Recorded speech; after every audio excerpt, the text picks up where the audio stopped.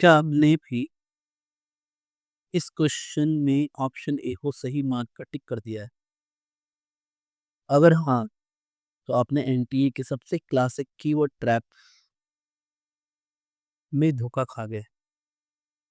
Question ने incorrect statement पूछा है, पर हमारा दिमाग हमेशा ट्रू स्टेटमेंट ढूंढता है। आइए देखते हैं कैसे एक सिंपल स्टोइकोमेट्री क्वेश्चन आपकी रीडिंग स्किल को टेस्ट करता है और आपका प्लस 4 मार्क्स छीन लेता है। तो एक बार इस क्वेश्चन को रीड करते हैं। 14 gram of calcium metal is allowed to react with excess HCl at 1 atm pressure and 273 calorie. Which of the following statement is incorrect? ठीक है। The limiting reagent is calcium metal. 33.33 gram of CaCl2 is produced. 7.84 liter of H2 gas is evolved. 0.35 moles of H2 gas is evolved. इन्हीं में से हमें correct point रखना है। तो first of all हमें गलत ऑप्शन देखना है ना? कौन सा गलत है वो हमें आंसर बताना है। तो यहाँ मैं केमिकल इक्वेशन को लिखता हूँ, Ca+2HCl gives CaCl2+H2। ठीक है। अब समझिए कि मोल्स ऑफ Ca कैसे आएगा, कि ये होगा वेट बाई एटॉमिक वेट, जो कि हो जाएगा 14/40, दैट इज 0.35। ठीक है, ये तो आ गया।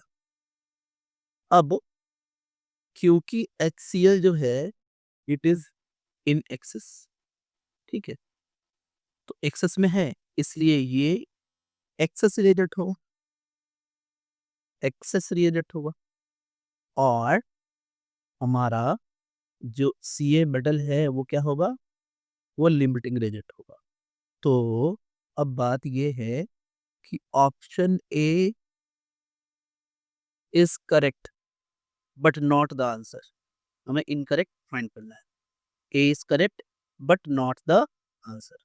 नेक्स्ट नेक्स्ट हम बात करें, आगे की तरफ बढ़ते हैं तो हमें ये बात पता चलेगी कि कैल्शियम एंड H2 के बीच का जो मोलर रेशियो है, ये एक मोल H2 को देता है, तो एक मोल को देता है। तो कैल्शियम का नंबर ऑफ मोल्स 0.35 था, तो ये भी 0.35 ही बनेगा। यानी डी ऑप्शन में जो H2 का नंबर ऑफ मोल्स दिया हुआ है, number of moles of H2 वो 0.35 दिया हुआ है और कैलकुलेशन से भी 0.35 आता है। यानी डी ऑप्शन भी करेक्ट है but not the answer, incorrect वाला आंसर होगा। आगे बढ़ते हैं।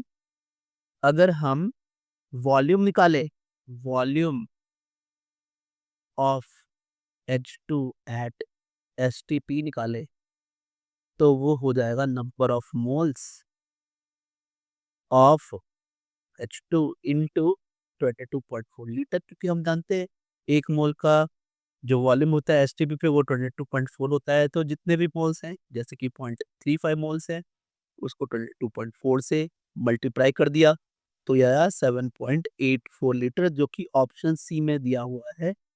STP वॉल्यूम सी भी करेक्ट है बट नॉट आंसर। ठीक है।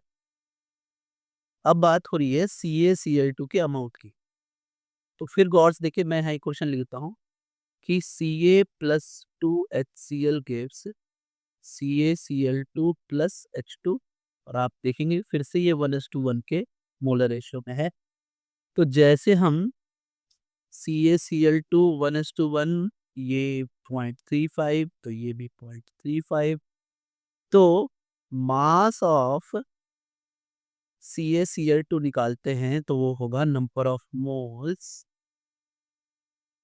इनटू मॉलिक्यूलर वेट, जो कि हमारा आ जाएगा 0.35 इंटू 111, जो कि हो जाएगा 38.85, जो कि ऑप्शन में गिवन है, ऑप्शन बी में गिवन है कितना, 33.33, जो कि गलत है ना, इनकरेक्ट है। और यही हमारा आंसर भी इनकरेक्ट है, और यही हमारा आंसर भी है। तो फाइनल आंसर जो हुआ, वो फाइनल आंसर हुआ बी, है ना, इस क्वेश्चन। अब आगे की बात अब हम इस यहाँ समझे, तो यहाँ पर हम देख पा रहे हैं कि हमारा जो गोल्डन ग्रुप,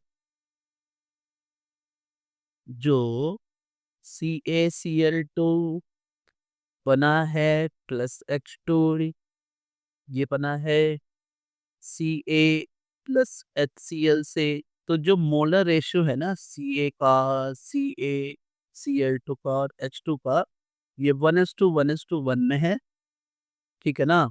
और ये फॉलो कर रहा है law of mass conservation, oh we can write here कि the molar ratio of calcium, CaCl2 and H2 is 1:1:1 and follows law of mass conservation. That's it, student. Thanks.